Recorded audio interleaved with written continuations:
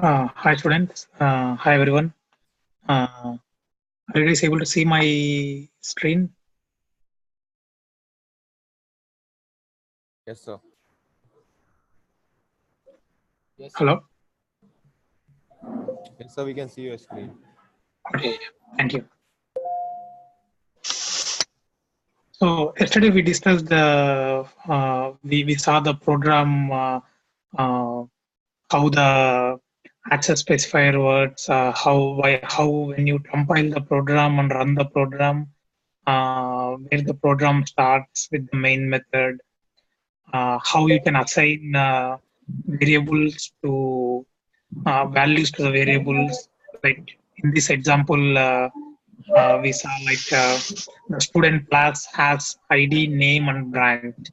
So we got two student objects, S1 and S2, and we assigned values to them. And we also saw like how to use inbuilt library functions like cout, etc. So let's go to the next topic. So now we'll be discussing about inheritance. We already saw like earlier class. We already discussed about inheritance as part of the OOPS concept. So like we discussed earlier, the existing class is called as base class, and the new class which we derive is called as a derived class. So the syntax will be we write it as, for example, class, the class of the name of the derived class, and the access specifier and base class. So, for example, it will be like class student info, and I'll say public student. So, in this example, student is my base class, and student info is my derived class, and the access specifier I'm using here is public. So uh, as we already discussed, what are the access specifiers allowed is either public or protected or private. So uh, whatever the access specifier here we do, each one has its own way of representation. So we'll be seeing them in our next slides.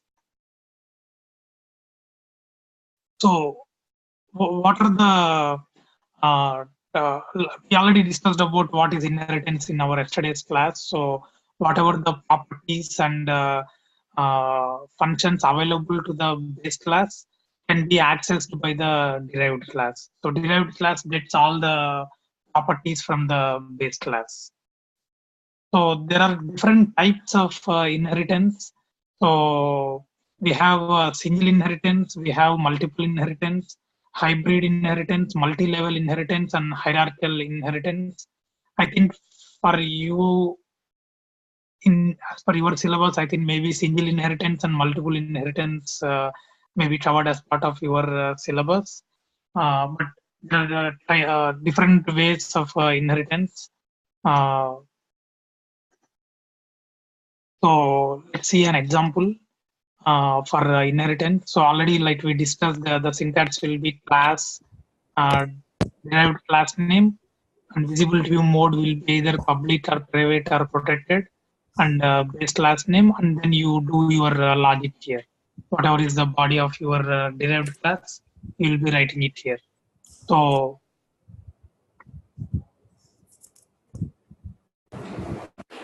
you- instead of the visibility mode, if you do it as public, whatever is in the base class, everything will be available to the derived class. So similarly, if you do base class is privately inherited by the derived class, public members of the base class becomes the private members of the derived class. So if you don't want your base class fields not to be accessed by the derived class, then you can give it as private. So we'll see an example for these points very clearly. Uh, Hello. So let's see a simple example of single inheritance. So for example, when you see here as A and B, here A is a base class and B is the derived class. So see, let's see an example here. Uh, Here we are saying a class animal, and we are having a method called eat, and we are just using here as a statement. And then we are having a class dot public animal. So what this statement means here is dot is extending animal here. So which is here animal is the base class and dot is the derived class. And dot has its own implementation. For example, a method called bark here. So now here when we say class dot is extending animal, here we are using access specifier as public. So which means whatever is available in the class animal, the variables or methods, those variables and methods or functions can be accessed by dot. When I mean dot, it means dot objects. So which is a derived class here. So let's see an example here. So in the main program here, I am saying dot d1 and I'm saying d1 dot e and d1 dot bark. See here bark is available in dot, so which means you don't have an issue here because bark is a method available in the class dot itself. Whereas if you see eat is a method which is available in the parent class, which is the base class. But still D1 is able to access it here.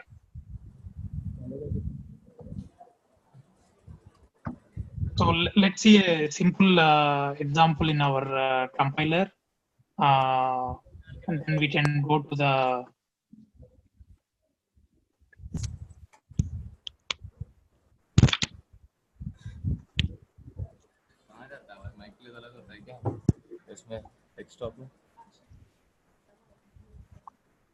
so if you see here, all I'm having is two classes. So class animal with one method as eat, and for our understanding purpose, let me put here as animal class, and in the dot I'll say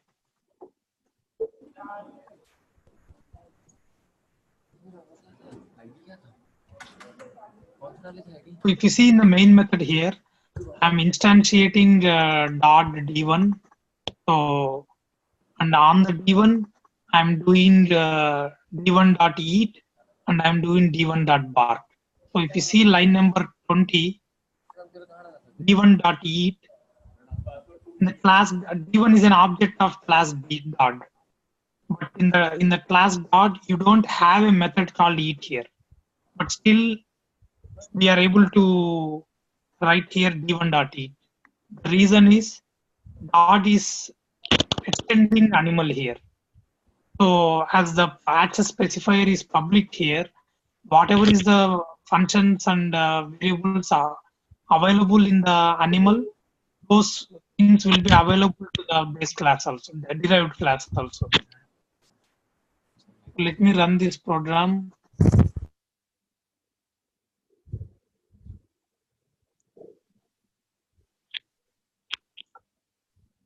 So if you see here, when I say d1 dot e, went and execute line number 5, and it printed animal class 18. And after that, it came to line number 21, d1 dot bark. So it went to line number 13, and then it printed me this statement. So for argument's sake, let me do something here. In the eat, I will just say eating.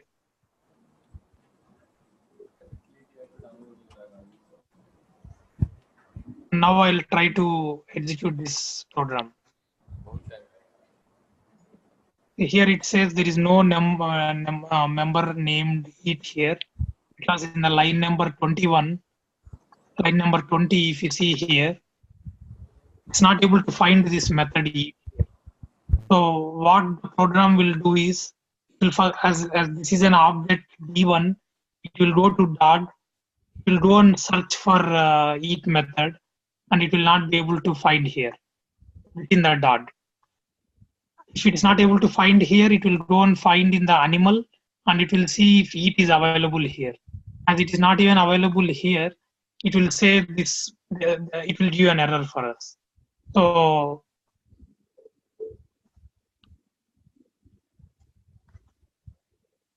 now let's do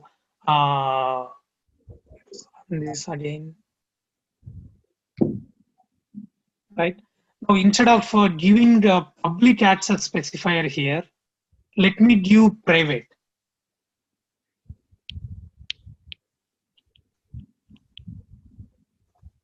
Right.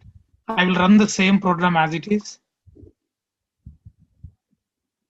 Now see what is the error we see here. Line number 5, void animal eat is inaccessible. If you see here line number 20, we are saying d1.eat. So if you see here, eat is available in the base class, but it's not able to access. Can anyone say like why it's not able to access? Ayush or anyone?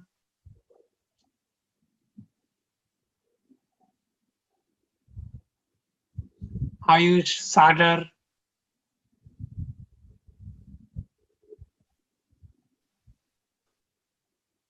Why am I receiving this error now? It is inaccessible. I'm having eat, and I'm having eat in the method in the line number 5, which is the base class. But still, I'm not able to access. What is the reason? Sir, because it is private. Because it is private. Yes. So, as even though animal is now inherited here, dot is inheriting animal, but the access specifier is private here. So because of that, the base class, the derived class object cannot access the base class methods. So if you want, if any case scenario, like when you want that methods to be available or accessed only by the base class, and if you want to restrict your not the derived class not to access the base class methods, you can use private here. Let me change this to public.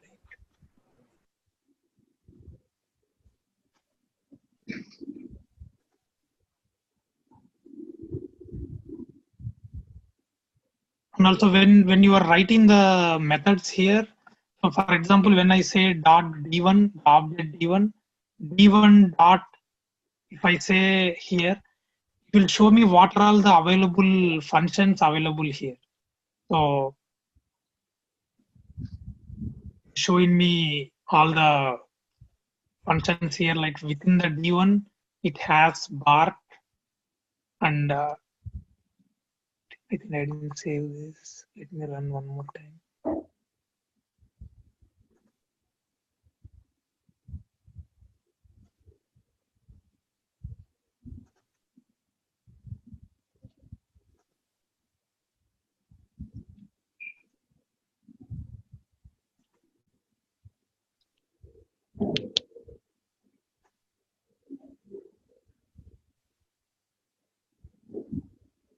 It is showing the eat.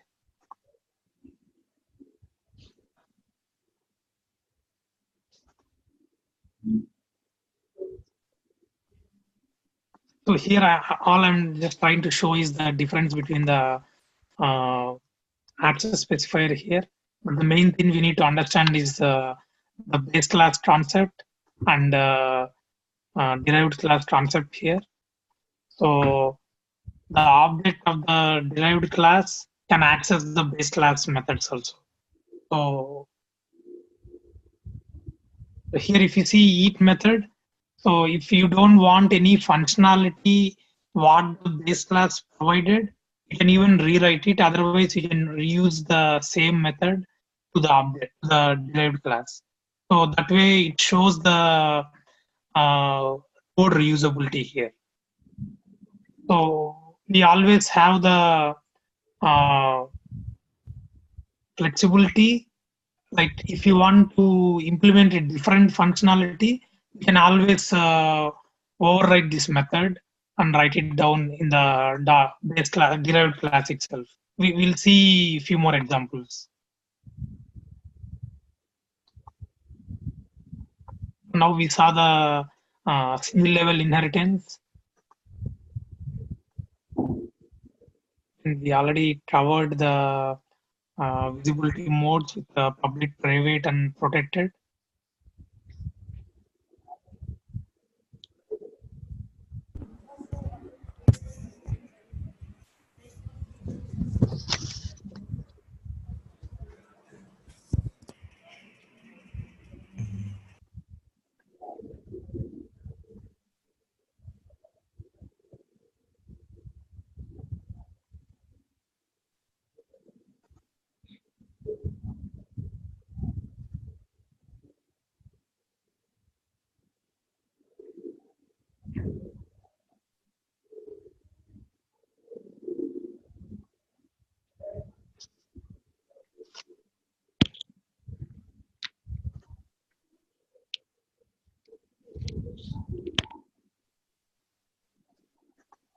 Instead of saying d1.eat, we can also say like within the derived class dot public animal. Here even I can say before calling this method, in this method I can go and say it also. So it's up to us how to call these methods. Or in the other program where you are writing this program, you can call that on the objective. So now let's discuss about the one more kind of inheritance, which is multi-level inheritance. So multi-level inheritance is a process of deriving a class from another derived class. So for example, here A is a base class, B is deriving from A, and then C is again one more class deriving from B. So this is called as multi-level inheritance. So in real-time world, like let's give an example. Like in India, you have a Hyundai manufacturer who builds cars. So, for example, i10 is one of the model which Hyundai builds, right? But Hyundai is a like it belongs to vehicles, right? So, for example, we can say here vehicle is a base class. Hyundai Hyundai is a derived class from vehicle, and again i10 derives from Hyundai, right? So just try to give a real world examples on how multi-level inheritance works here. So in this case, for example, if I want to know like what is the manufacturer address, some manufacturer details, Hyundai may have multiple cars like i10, Creta, like multiple brands, right? So each one need not implement the same methods in their classes. Hyundai will implement all those methods, and i10 derives from Hyundai, so that i10 need not write those methods again and again. They can just reuse the what is written in Hyundai. Similarly, if you have Creta as one more class here, so Creta again implements Hyundai. I mean inherits Hyundai, So the same code written same methods written for Hyundai can be used by another model of Hyundai. So here we are just trying to reuse the code. We don't need to rewrite the code for every model. So if there are some common methods, common functions available, we can write it in Hyundai, and all the brands in Hyundai can use them.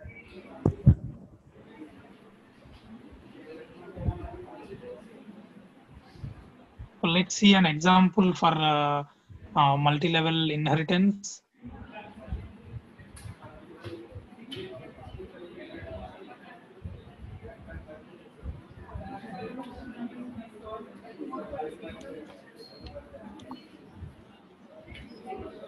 So I'll go through the multiple and then go back to the example. So we just discussed the multi-level inheritance. Now we are discussing multiple inheritance. So multiple inheritance is the process of deriving a new class that inherits the attributes from two or more classes.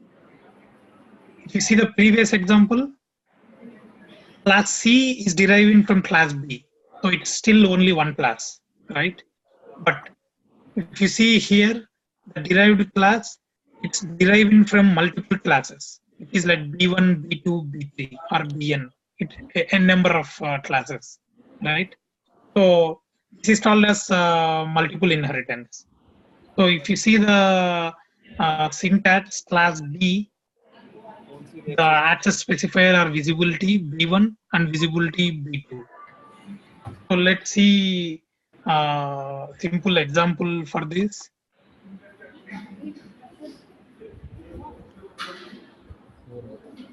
If you see here, all I'm having is one class A, which has a method called getA, one class B, which has a method called getB, class C. I'm inheriting from public A and public B. So here C is inheriting from class A and class B.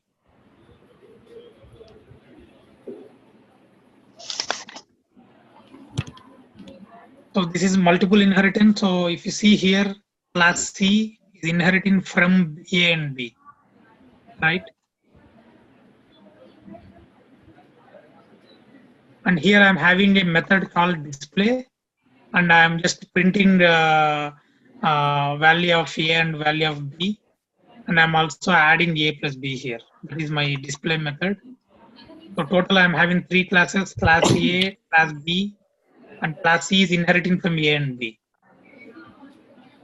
So if we see here a main method, I'm trying to just execute these methods. So for class C, I'm creating an object C, C dot get A of 10, C dot get B of 20, and C dot display. So when I do C dot get A of 10, what will happen is I'm passing variable 10 to get A method. So I'm assigning this variable to integer A here. And similarly, when I am passing 20 here, get B method, so it goes to class B, get B, and I am assigning this to B variable here. And then I am calling the C dot display.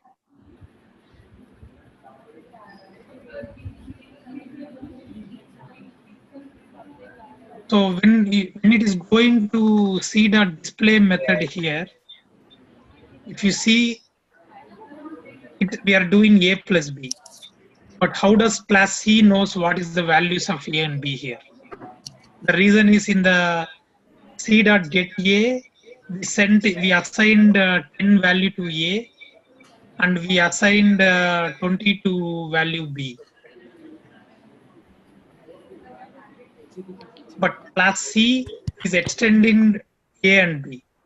So that is the reason C knows what are the values of A and B, because whatever is assigned for A here and in this method, and whatever is assigned for B here in this method, my derived class is able to access both A and B.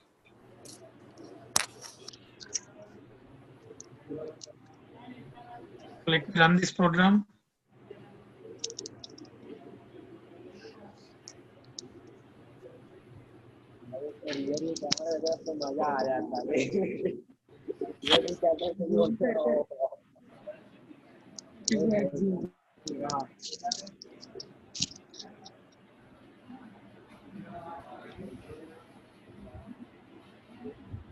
So if you see here, class C, it doesn't even have A and B variables, but still it was able to print value of A. Value of A is 10, value of B is 20, and addition of A and B is 30.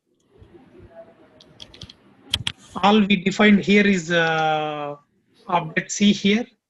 So in reality, what happens is when we say C dot get A of 10,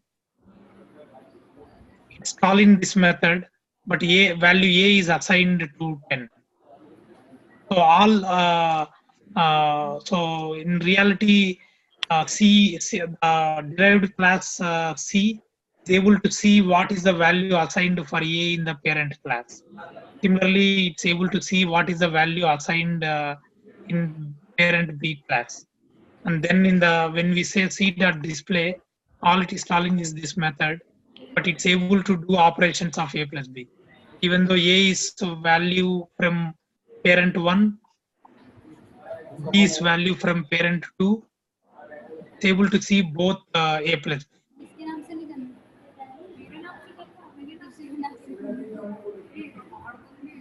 Anyone has any doubts here for multiple inheritance?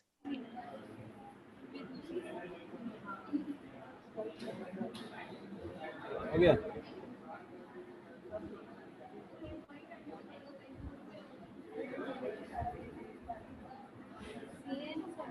Any questions? No, sir. Thank you.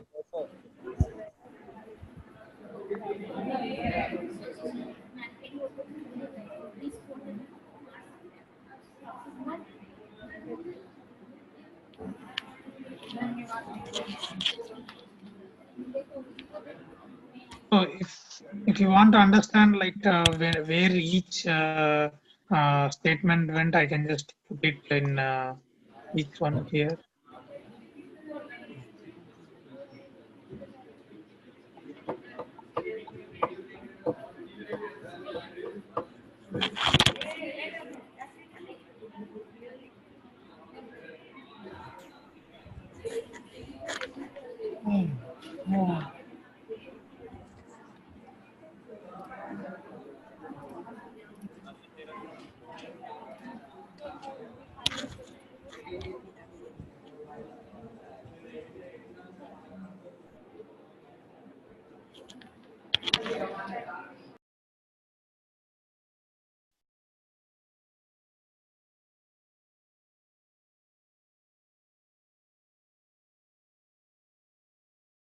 See here, when we are trying to execute this, when the line number comes to 39, C dot get A of 10, it will go from here to get A method,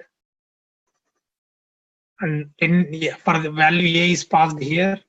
But when we print here in class A, it didn't print me the value. It printed some value, what is the default value for A, as it doesn't have a default here. Whatever is the default, it printed what it has there. But once A is equal to N, because in this method, we are seeing N as passed here. So now A is getting assigned a value of 10. And then when we print in class A, then it prints 10 here. So if we understand the basic programming here, what is happening, then it's very easy to write the C++, because all you are doing is the real time, like, okay, I'm assigning an object to C, and then I'm passing here. So when I mean line, when this program gets executed, so first we are assigning an object to C, and then we are doing passing. We are calling this method get A and passing 10 as variable. So which means from here the cursor will go to line number 8, and then it executes this entire method, and then it returns back to here. Then it goes to line number 40. So get B. So it goes to get B method. It finishes this function, and then it comes back. And then it comes to line number 41. Then it goes to 29, and then it executes 31, 32, and 33, and then come back here, and then return 0, which means it's exiting the program for this main method. So we need to clearly understand how the programming works here. I think you guys would have already finished the C, so I'm hoping you guys understand how to iterate from one method to other method. So once we understand the basic OOPS concepts and how, if you know how to write the programs, so writing the real use cases will be very easy actually.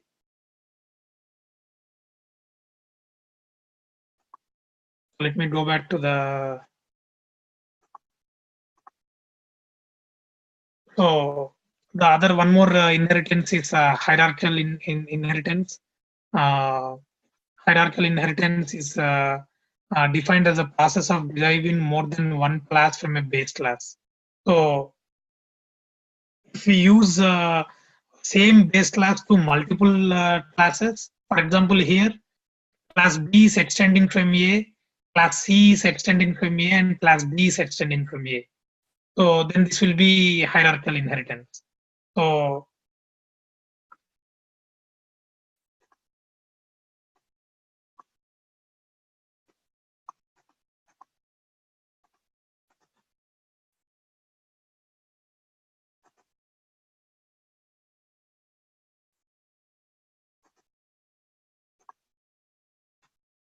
in this example, I can say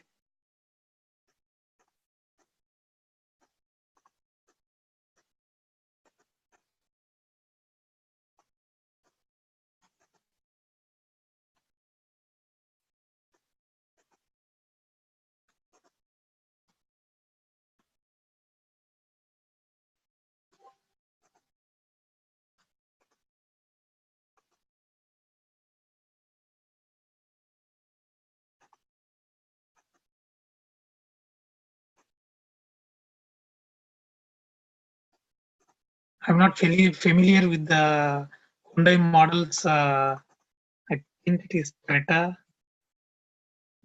Does anyone know any one more model from Hyundai?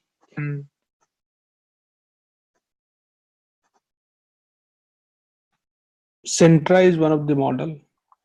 Sentra, okay.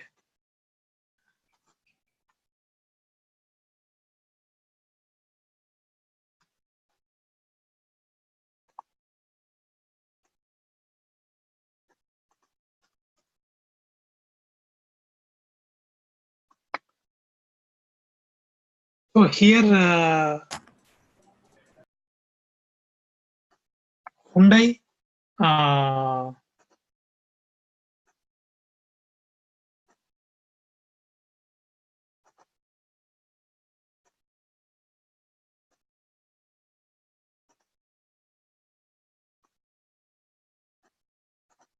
right? So if you see here, what we are trying to show here is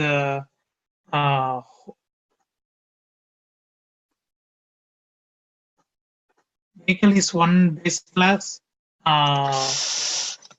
where Hyundai is inheriting from vehicle, and in Hyundai we have multiple models, whereas i10, Creta, and Sentra.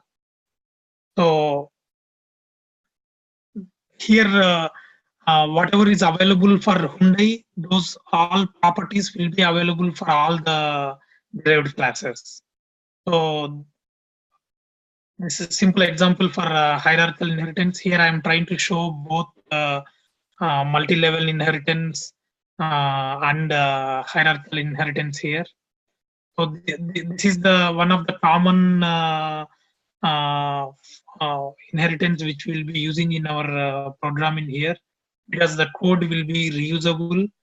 Like whatever is the Hyundai has a common functionality of manufacturer standards, those will be implemented in Hyundai, and those functions will be reused by all the brands in Hyundai, right? Whereas if you see in vehicle, for example, Hyundai is one brand, Hyundai is one manufacturer, Kia is one more manufacturer. So from vehicle again, Kia may be using the vehicle. But I'm just showing an example here.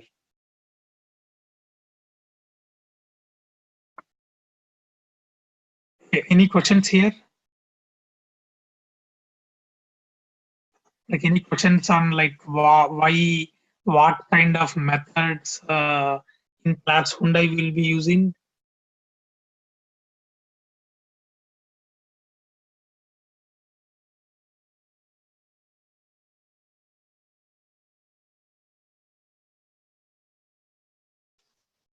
Can anyone say a similar example for any motorcycle or bike, like Hero Honda, or something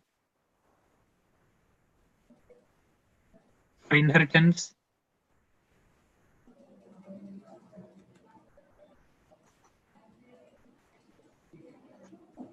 I guess a student would be aware that they need to unmute if they are speaking, so that Anil would be able to hear.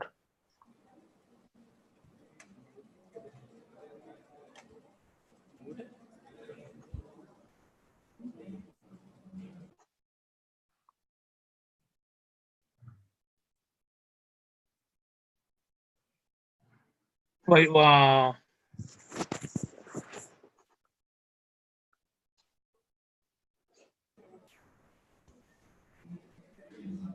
Guys, we will suggest please try to respond, even if it is you are not able to come up. For example, even partial is fine. And these sessions are nothing to do with your academics, so feel free to answer your anything. These real-time examples are very important. The reason is when you go to the TCS interviews or Infosys interviews, they won't ask you syntaxes. When you say them, hey, I'm good in C++, data structures, or Java, all they ask you questions is, okay, can you give me an example for inheritance? Or can you give me an example in the real world for one of the scenario? They will give you a scenario and they will ask you, can you represent that scenario on the paper to me? So these are very important concepts. So even though you are studying in your second year, second semester, so for you, for your interviews, for your future, these are very important. So let's do one thing. So by next class, I want you guys to come up with an assignment, simple examples for multiple inheritance or hierarchical inheritance and multi-level inheritance. So just let's do only for this case, right? So come up with simple examples. Like each student come up with one or two. Uday has responded, I think. Assignment. Sorry? Uday has responded in chat. Okay.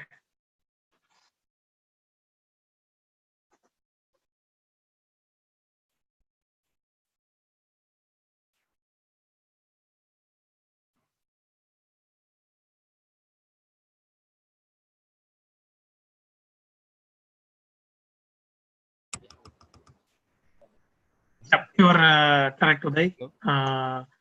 TVS to Jupyter to Apache. Yep, correct. So your question was explain.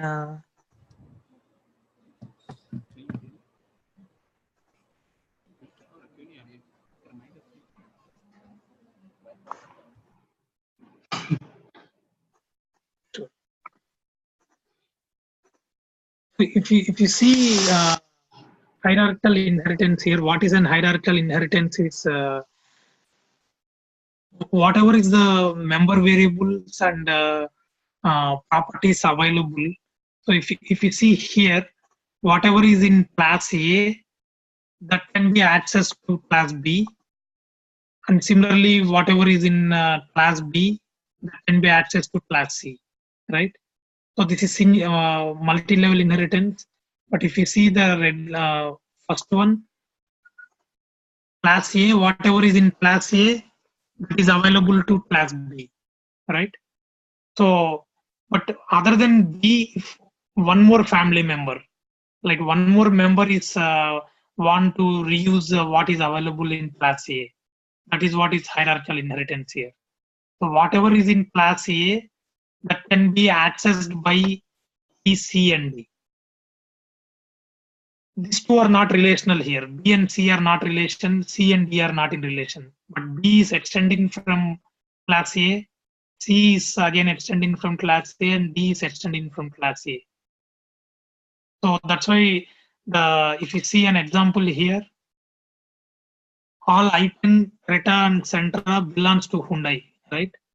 So here, if I say for Hyundai, I will say that manufacture. I mean, the base manufacturer place for Hyundai will be same for all of them, right?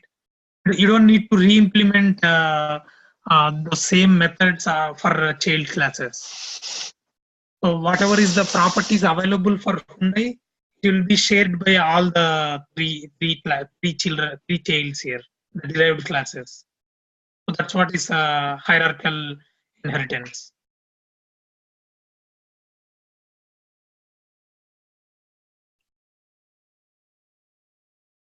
So let's go to the next one.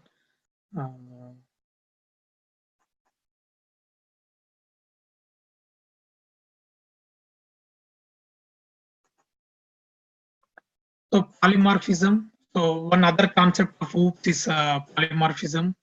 So we already discussed in our earlier session in the OOPS concept what is polymorphism. So see, it may be a same person in real world, like it may be a same thing, but the behavior is different in different scenarios. So once we see more examples for polymorphism, it will be very easy to understand. So there are two kinds of polymorphism. One is compile time polymorphism, and the other one is runtime polymorphism. We'll see what is compile time polymorphism and runtime polymorphism. And in the compile time polymorphism, we have function overloading and operator overloading. And in the once we see examples of this compile time polymorphism runtime, you guys will be more clear in this. So what is compile time polymorphism? The overload functions are invoked by matching the type and number of arguments. So if you see a method, let's take an example here. A method can have number of variables. Like here, if you see deadB, it is accepting a variable here. It is accepting one variable, right? So that is what is number of arguments here. So in this example here, this method getB is accepting one argument here, right? So the compiler will be knowing which method to call at the compile time itself. So based on that, once we see more examples, we'll get more clarity for compile time and runtime. So similarly, runtime polymorphism is achieved when the object method is invoked at the runtime instead of the compile time. It is achieved by method overriding, which is also known as dynamic binding or late binding.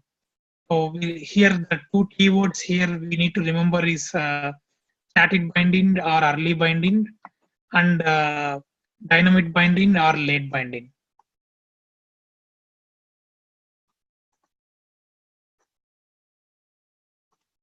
We'll be sharing this PP presentations with you guys soon. So I'll be sending this today to Infinity team so they can share it with you guys.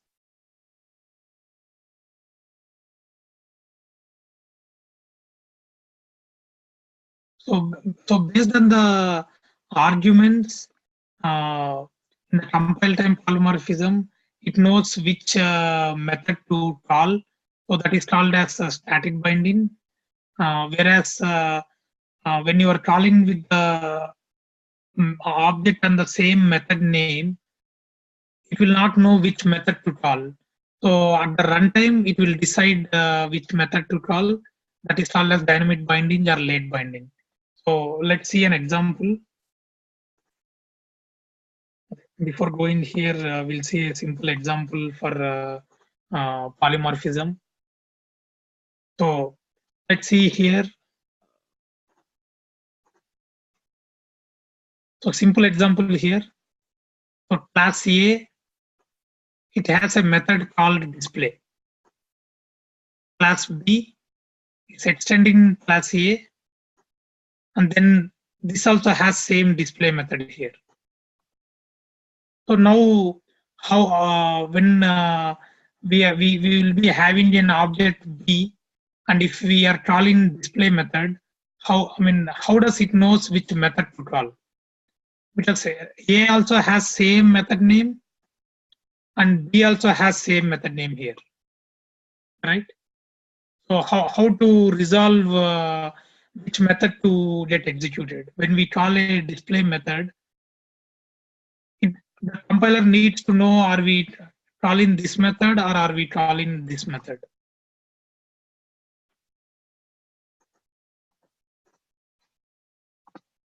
So let's see one more example here. In the animal class, which we already saw for one of the example in inheritance. So we are having a method called eat, and in the class dog, it's extending an animal here. So this is also having the same method eat, right? So here if you see in the animal, let me say animal eating.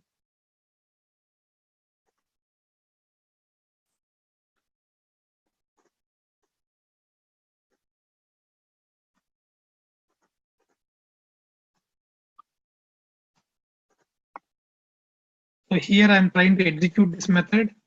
So if you see here, dot d is equal to new dot and d dot eat. So now can you see like when we say d dot eat, this eat is available in line number 12 and also it is available in line number 5. The reason is in line number 9, if you see, class dot is extending animal, it's inheriting. But same method is available in line number 5 and same method is available in line number 13, line number 12. So when here if we say d dot eat, which method will get executed? Can anyone try like which method will get executed? Will it print line number 6 or will it print line number 13?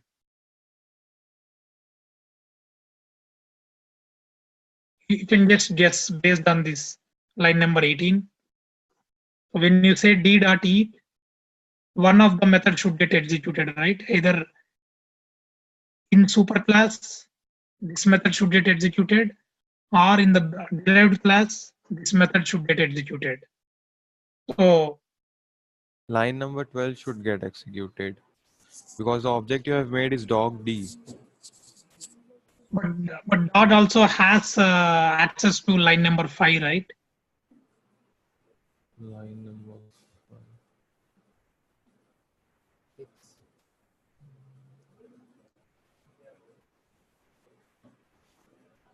5. What you said is correct.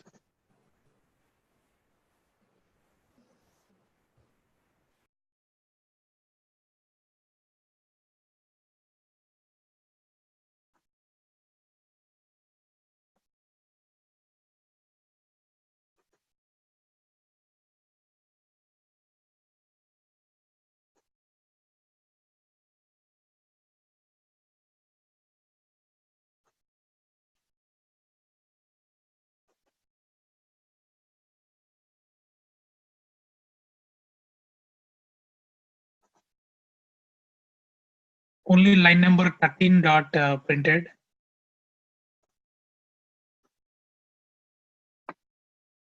But very good. At least a few people are trying. There is no wrong answer or right answer here. So all we need to do some thought on why this line is getting executed. One time, if you understand this basic concepts, you guys will never forget. So let's see like why line number 14 is getting executed. So now what I'll do, I'll remove this eat method in the dog. Okay. Or let me change this method eat to some method called eating.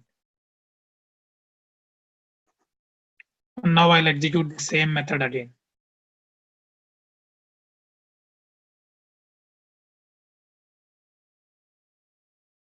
We will get error, I guess. Animal. Now it printed animal eating, right? Because when I say dot d, and if I'm saying d dot eat, first it will check here. Eat method is not available in the class dot here, right? Then it sees class dot extends public animal. So it goes and verifies here, and it sees this method here. So that's why it executed this method, and it printed, right? This is what we said, basic inheritance, right? So whatever is the methods available in the base class will be available to the derived class. So when I mean derived class here, this object dot d is the object. So d not only has access to the its own class, it also has access to parent class, which is base class here. So that is the reason it is able to execute this method animal eating, right? So here it's very clear, very straightforward. There is no ambiguity here. It's only one eat method is available, and when you call this eat method, it knows to execute this eat method, right?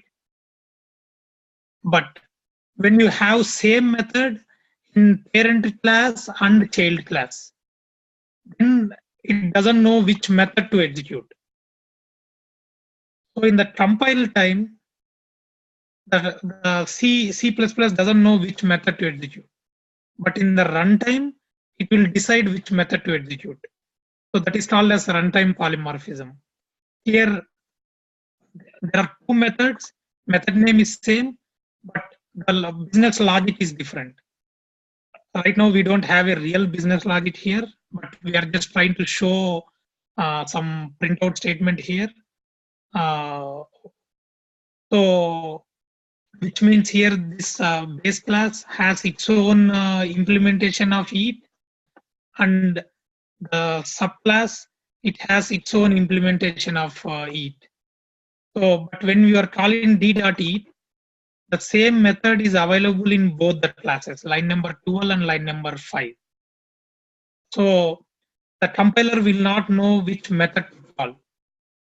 So that is called as there is an ambiguity here, right? Same method name, and it's available in both subclass and base class. So that is the time. That is what we are calling it as dynamic binding here.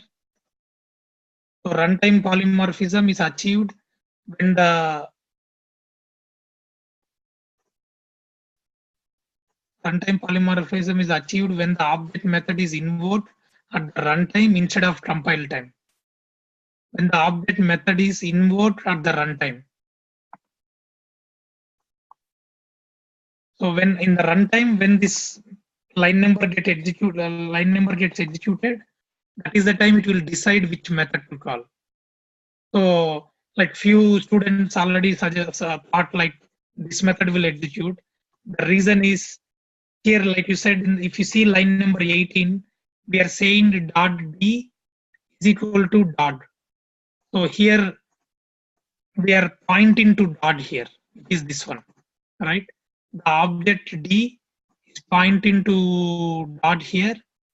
And so when you say D dot E, the first preference it will give is to the method which is available here in the base class, which is here. See this one. So here object D is pointing to class dot. So it will first try to find this method within that class. So an easy way to remember this is when you are writing class dot public animal, you override this method when you don't want the implementation of what parent gave you. Right? So then you override the method. If you are already satisfied, or if you know this method is good, you don't need to override this method. Right? You don't need this method at all. If you want an extension, then you will override that.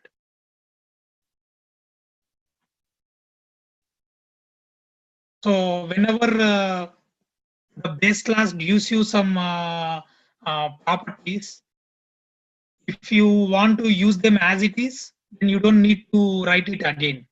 But if you feel that hey, the parent gave their own implementation, business logic, I want to override it.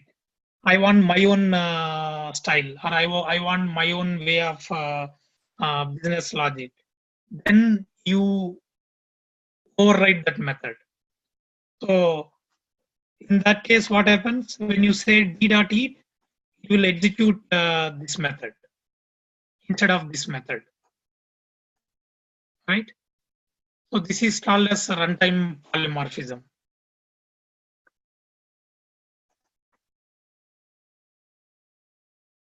Any doubts here?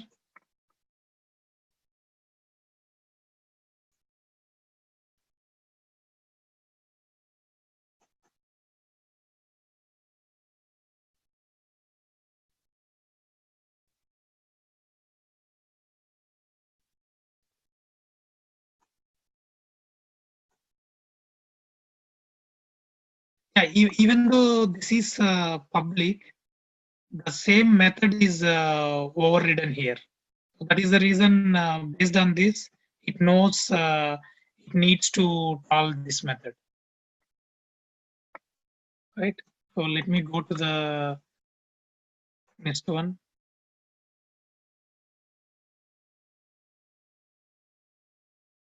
So this is just showing the differences between the compile time polymorphism and runtime polymorphism. So the important points we need to remember is early binding or static binding. So once we see one example for early binding and static binding, you will be more clear on what is compile time polymorphism and what is runtime polymorphism. Okay.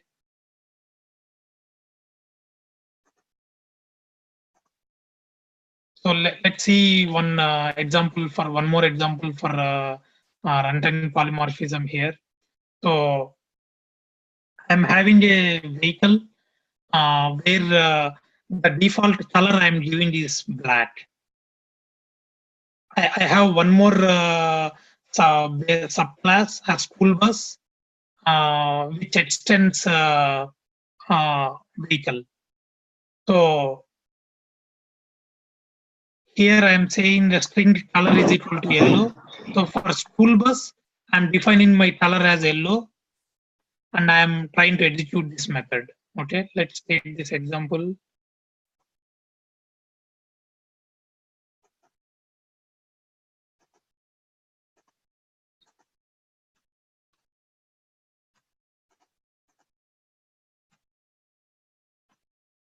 Okay, so here if you see, there is a base class.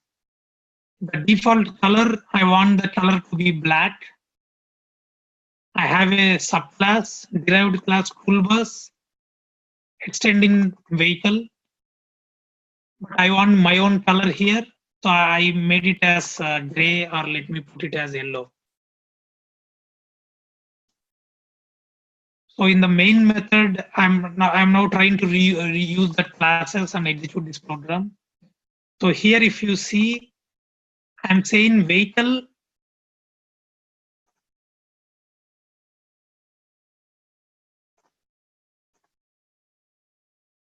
I'm creating an object. Vehicle V is equal to school bus, and I'm executing V dot color. So can you guys guess now what color will be printed? Will it print black or will it print yellow?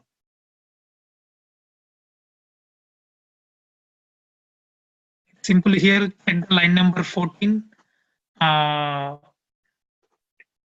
Line number 14. Sir, yellow.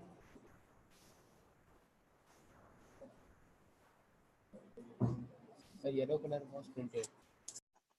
Yeah. Yellow color.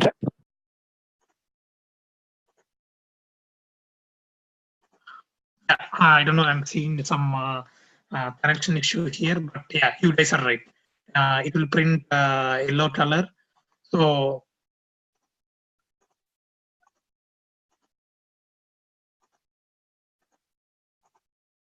the reason is now if you see here, we are saying vehicle V is equal to school bus.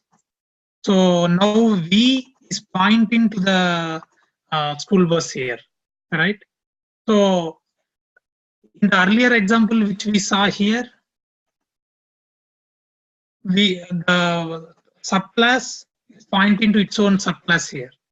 Whereas now in this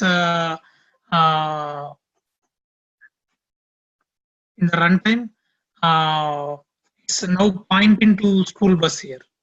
So it will print school bus here, right? Whereas here, if I again say vehicle V, then it will be printing the vehicle which has color as black, right?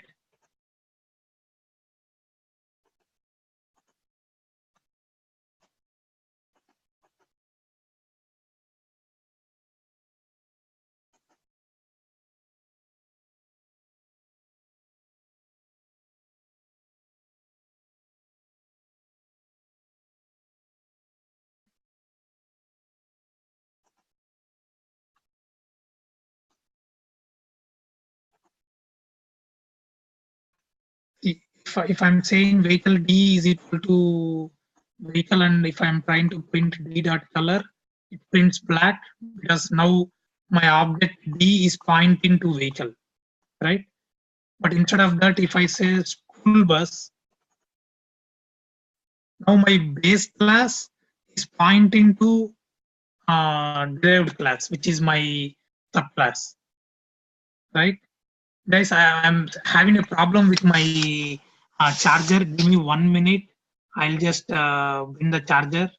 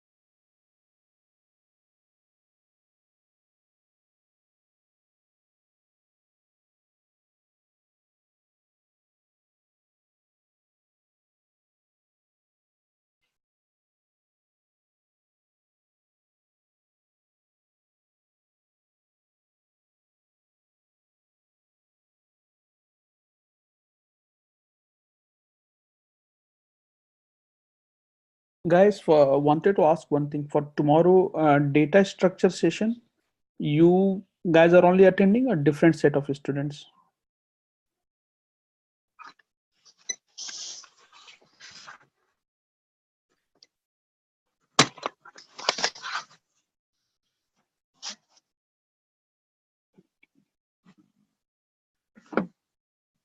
सब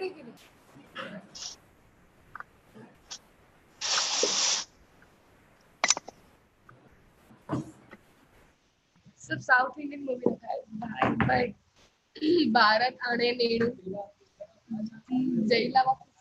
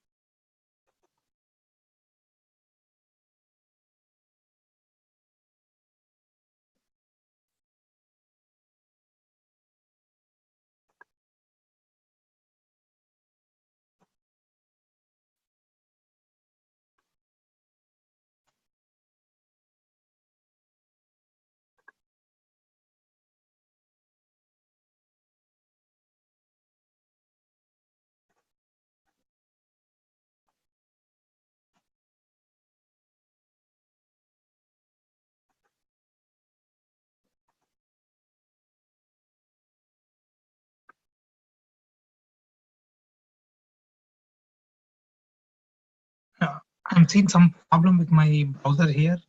So I'll continue with the next slide and we'll come back to the browser once it loads.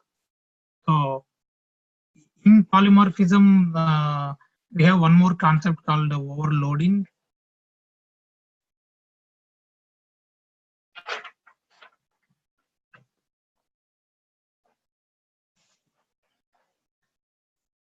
So in overloading, we have two kinds, like one is function overloading and other one is operator overloading. So what is a operator overloading? So in overloading, for example, let's take a simple use case. If you are having a class called calculator, so you may have a method called addition, right? So the method name can be addition, and you can have two arguments, int a comma int b, and that method can return a plus b. So now addition is only accepting two variables a comma b, and the business logic is a plus b. In future, somebody may come and say, hey, I don't want only two variables, I want my addition to be three variables. You can still write the one more addition method, same syntax as addition, but the number of arguments you can change it. Instead of having it as int a comma int b, you can also say int a comma int b comma int c. So now in the same class, you are having two methods with same name, but different number of arguments. So here, what we are trying to say is we are overloading the method.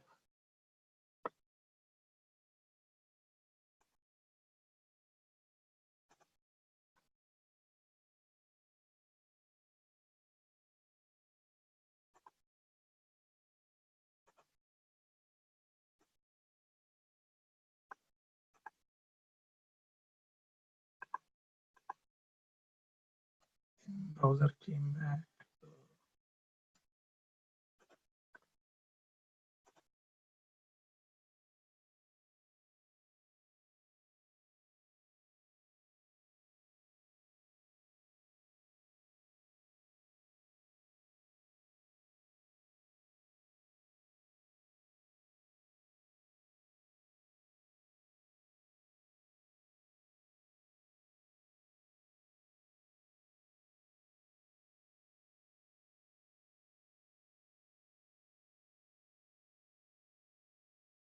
So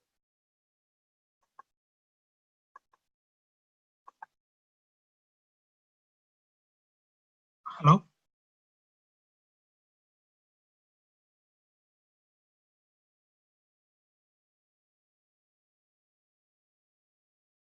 We can hear you, Anil.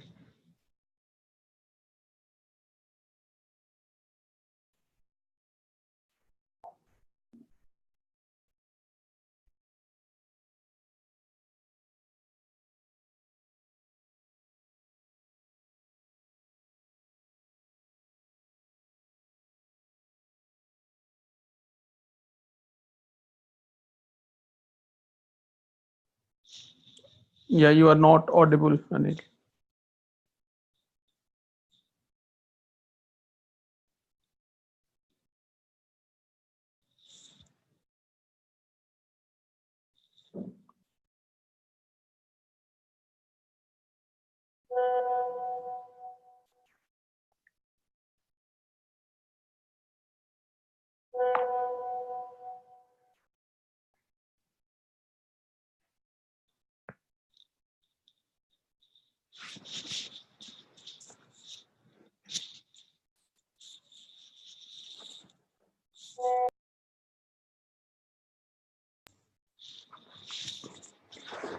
Hey guys, Anil system got hang.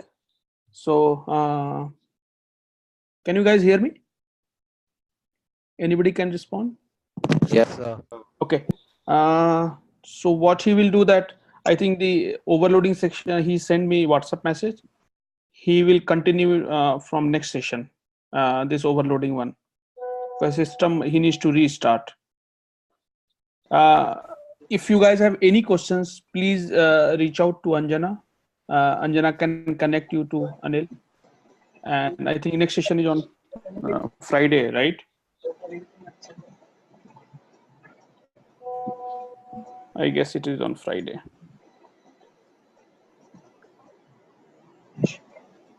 Yep. So I think we can end today's sessions. And please, if you feel you can send any feedback, which we can incorporate in subsequent sessions. So feel free to send any feedback. Okay. Thank you so much, guys. Bye.